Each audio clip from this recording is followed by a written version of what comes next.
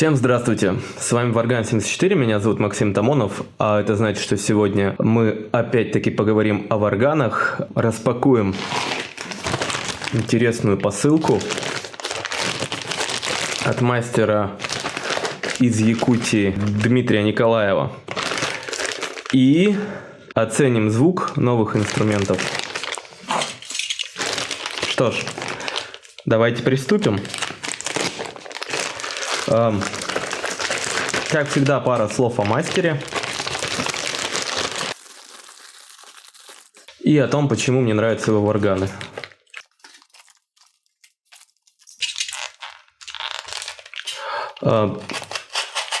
Для меня это относительно новый мастер-изготовитель на современном варганном рынке. У меня уже на канале есть одна посылка с его инструментами. Можете посмотреть, поискать. И первое знакомство с этим мастером меня весьма и весьма порадовало. То есть мастеров в Якутии очень много, и инструментов тоже довольно много. И найти хороший, достойный варган – это большая удача. И в случае с мастером Николаевым мне повезло. Его инструменты зацепили меня, скажем так, с первого касания. Звук показался мне весьма и весьма достойным. Собственно, как и игровые качества варгана. Я, так скажем, не прогадал, заказав его инструменты.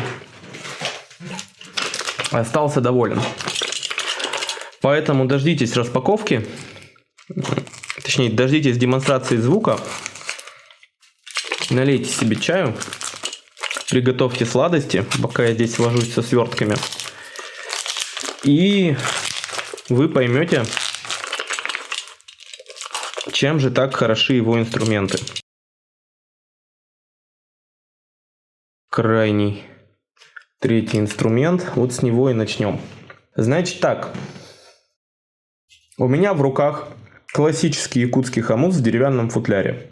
Хомус снабжен вот таким удобным, достаточно длинным шнуром для фиксации инструмента в футляре и для ношения данного хомуса на шее варганиста. Очень сам люблю такую систему. Очень мне нравится, что якутские мастера снабжают варганы футлярами. И в случае конкретно с этим футляром мы имеем весьма и весьма красивую вещь. Смотрите, какое приятное дерево и по цвету, и по текстуре, и форма футляра очень достойная. Что ж, берем инструмент. Наведем резкость. Прошу прощения за звуки. Итак, смотрим подробно. Достаточно симметричное кольцо, близкое к окружности, сходящееся на конус деки, и язычок с довольно высокой конусностью, но не слишком. Достаточно широк у основания, оптимально широк у загиба. Давайте посмотрим на размеры. 9 сантиметров высота, 3,5 ширина кольца, 5 миллиметров, что довольно прилично, толщина рамы у кольца и порядка 8 миллиметров толщина рамы вот здесь, в самой толстой части. Высота коленца традиционная, 2 сантиметра, что характерно для якутских инструментов. Диаметр колечка 4 миллиметра пусть будет. Давайте сделаем так. Я протестирую звук всех трех инструментов. Здесь вы, как обычно, увидите ноту каждого, а потом вынесу общий большой вердикт. Так будет правильно.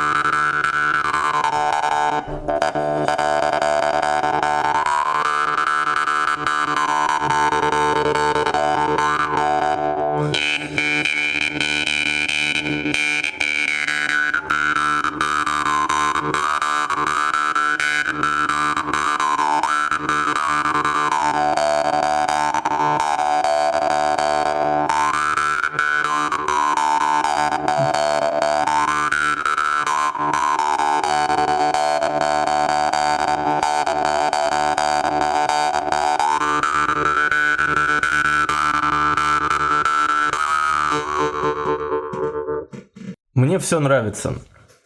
Пока без комментариев. Очень и очень послушный инструмент. Все, что пока могу сказать. Так. Протираем инструмент. Укладываем в футляр. Переходим к следующему. Приношу извинения за расфокус. Иногда такое бывает. Так. На ваших глазах. Ну, вот этот хомус аналогичен предыдущему. Показалось, что колено чуть ниже. И, возможно, это действительно так. Есть некая разница в 1-2 мм. Но это незначительные нюансы. Хотя они, конечно, влияют на тембр, на высоту звука. Что ж, посмотрим, что может этот красавец.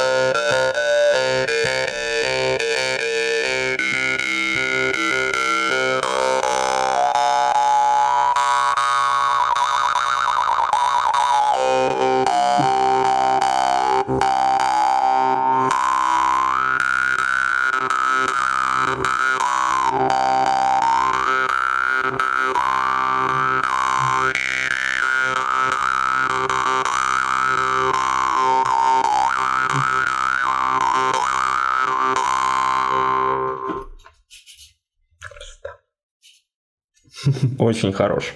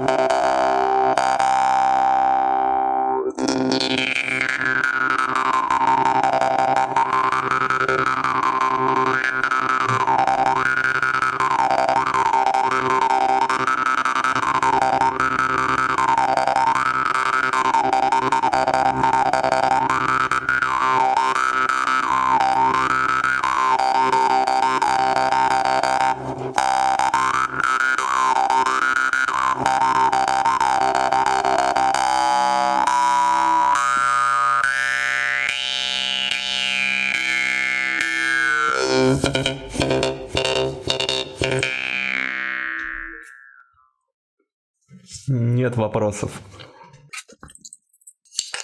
Внутри, кстати, футляр тоже очень красиво выглядит. Приятная вещь.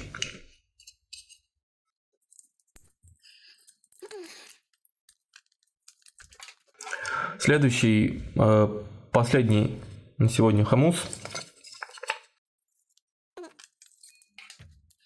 Очень и очень интересных пропорций. То есть здесь на конкретном инструменте можно обратить внимание, как мастер, управляя нюансами пропорций язычка, работает со звуком. Если вы отмотаете назад и сравните с предыдущим инструментом, то вот здесь видно, что у этого инструмента ширина язычка в области основания, она больше, чем у предыдущих двух. И я здесь только по эмпирическим ощущениям могу судить, у меня нет с собой точных инструментов, кроме линейки. И у загиба, вот это видно невооруженным глазом, язычок хомуса тоже шире. Давайте посмотрим, как это отразилось на звуке. Я предвижу, что вот этот хомус будет самый низкий, но посмотрим, в общем.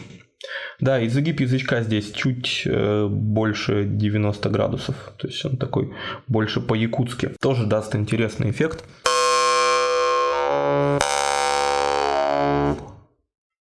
Ну вот по моим личным ощущениям, он как раз таки в таких средних частотах. И предыдущий был ниже.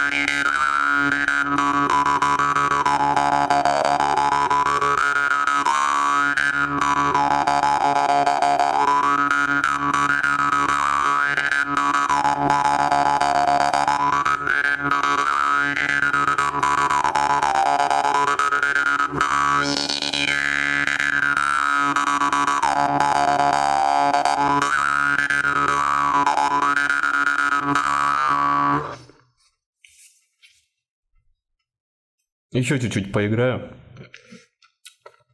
Уж больно хомус хороший, послушен оказался.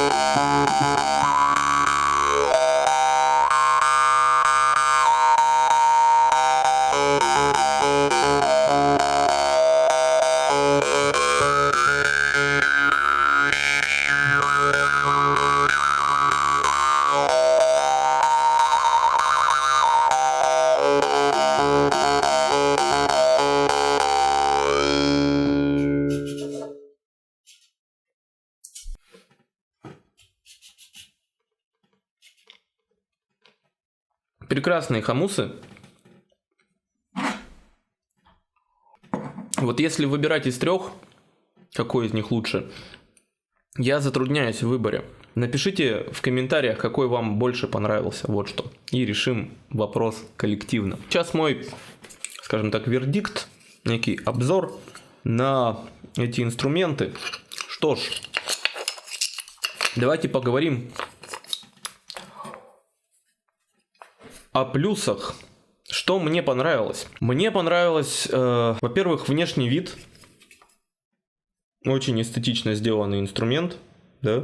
Приятный футляр. Внутри лежит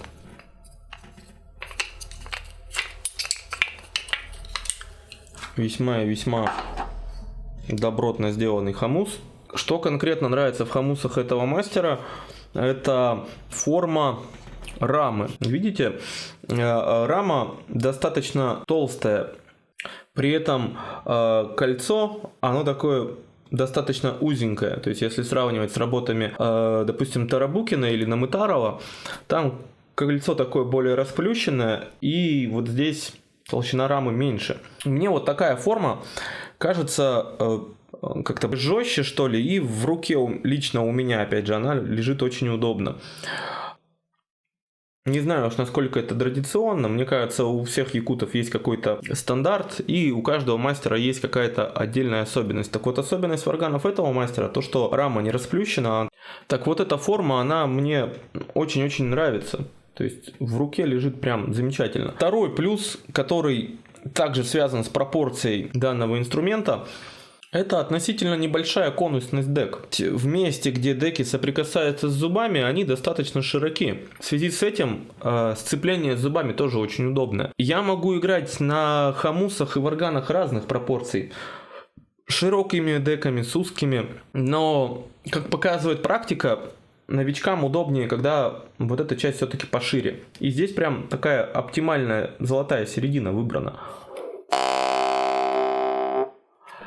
В связи с этим рама не вибрирует на зубах и оставляет весьма и весьма приятные ощущения. То есть вы можете полностью сконцентрироваться на звуке и на процессе игры. Дальше.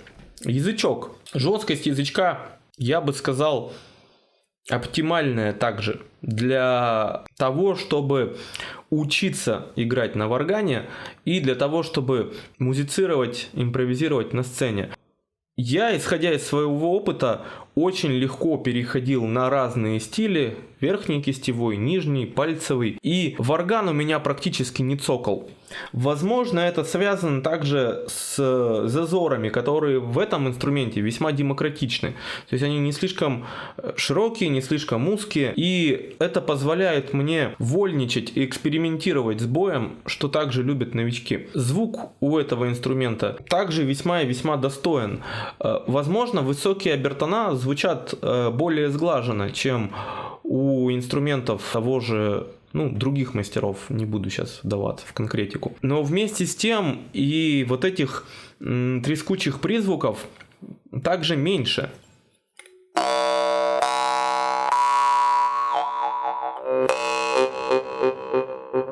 То есть они есть, но где-то там далеко-далеко на фоне. Понравилось, что язычок, кольцо язычка не создает дополнительного фона при ударе от себя. То есть инструмент на обе стороны звучит довольно чисто.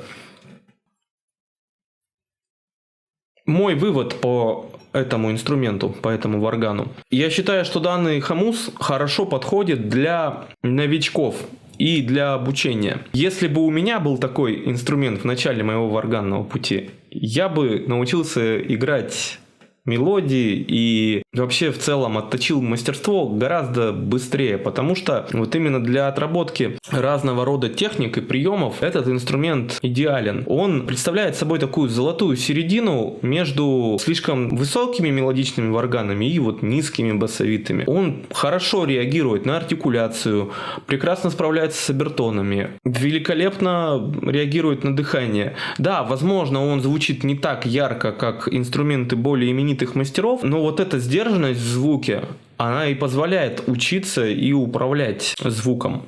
И, кстати, когда исполняешь импровизации, сдержанность в голосе весьма и весьма важна. Поэтому вот эти нюансы, которые можно назвать минусами, да, не слишком узкие зазоры, не слишком яркий сдержанный звук, они в некоторых моментах вполне себе даже плюсы. Поэтому настоятельно рекомендую вам приобрести вот такой варган.